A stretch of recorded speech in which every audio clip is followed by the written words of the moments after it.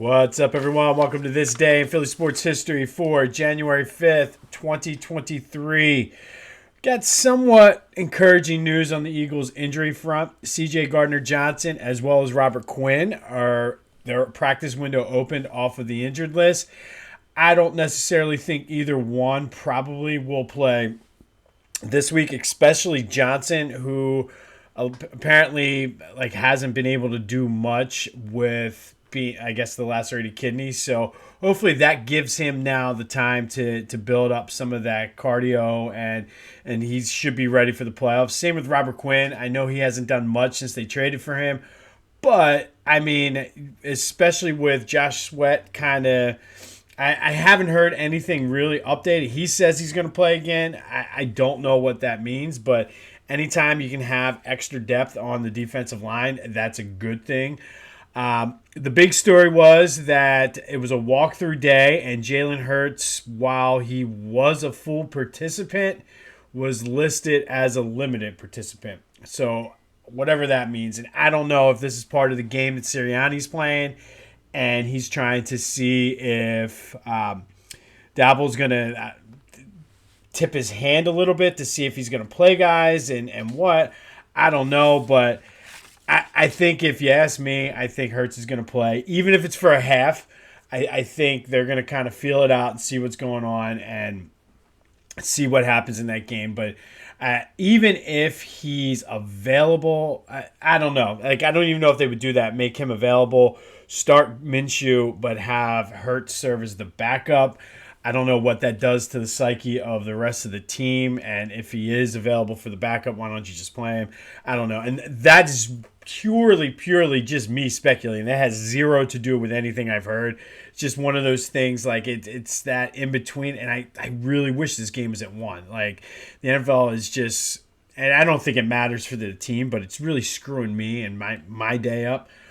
Just because now that's going to be at the forefront of my mind. And yes, I'm being selfish, 100% selfish, and whatever. If you don't like it, I don't care. I hate 4 o'clock games. And yes, when I was younger, loved the later games. Now I'm like, give me the 1 o'clock game, get up, get breakfast, have a couple beers, eat dinner, be in bed by 8 o'clock. That's the life of an almost 45-year-old. But big win for my Owls yesterday. They looked pretty good against South Florida. They improved to 3-0 in the American Athletic. They were able to control the pace of play, kind of grinded it out, kind of just an old school John Chaney sloppy game where they just kind of suffocated South Florida. And this is their best start, which I was shocked. This is the first time they've ever been 3-0 in the AAC. They're looking pretty good, and it just pisses me off now that they lost those stupid games against Wagner and Penn that they very easily could have won early in the season, and now I don't see them beating Houston, but it's just frustrating because now they could go on a run in the AAC and still not make the tournament because of those shitty teams. And even the Villanova game now doesn't look that good because Nova is floundering right above 500, the same as us right now. So it is what it is, but it was a good game to watch. I love that my son is getting in and loves watching the games and yells at the TV sometimes more than I do. So it's a good thing. I guess the leaf doesn't fall too far from the tree. Great win for the Sixers yesterday. They showed some guts coming back. At that end of that game, last maybe 5 minutes of the game and overtime were just incredible. 126, they beat the Pacers. I do have to say I was impressed with the way that Harden responded and came back and got that block after missing the 2 free throws. Also, just defensively, they played well, and Harrell played amazing in the absence of Joe. And the fact that Joe didn't play last night, maybe that means I'll get to see him tomorrow night when we go down. Fingers crossed.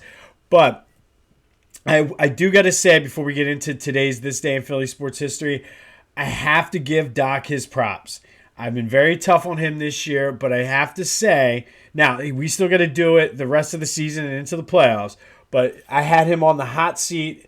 It's less than lukewarm now. I give it just room temperature seat right now, which is fine. But he's done a great job over the past few weeks coaching this team, especially with guys being in and out with injuries. And listen, if anything, I'll be fair. I've been tough on him leading up to this point, but I think he has them playing very, very well. I think they've won now 12 straight at home or something like that, which, of course, sets it up for them to lose tomorrow when we're in attendance. But that's a whole nother story.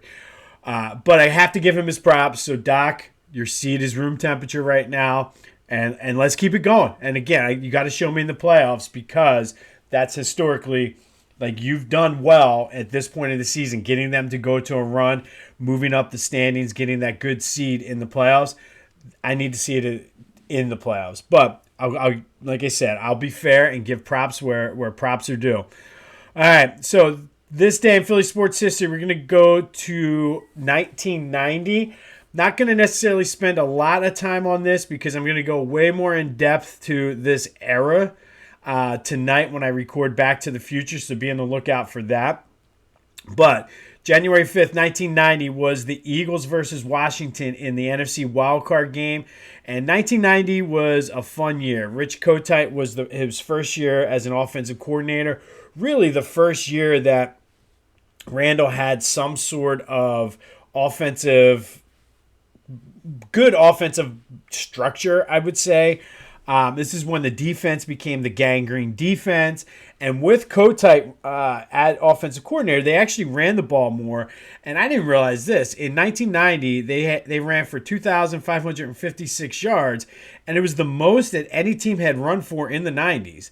Of course, 942 of them were by Randall himself, who put up, he was second in the MVP, but he put up almost 3,500 yards, 35 touchdowns. It was like Tecmo Bowl level, and he was like the second best player, I feel, in Tecmo Super Bowl behind Bo Jackson.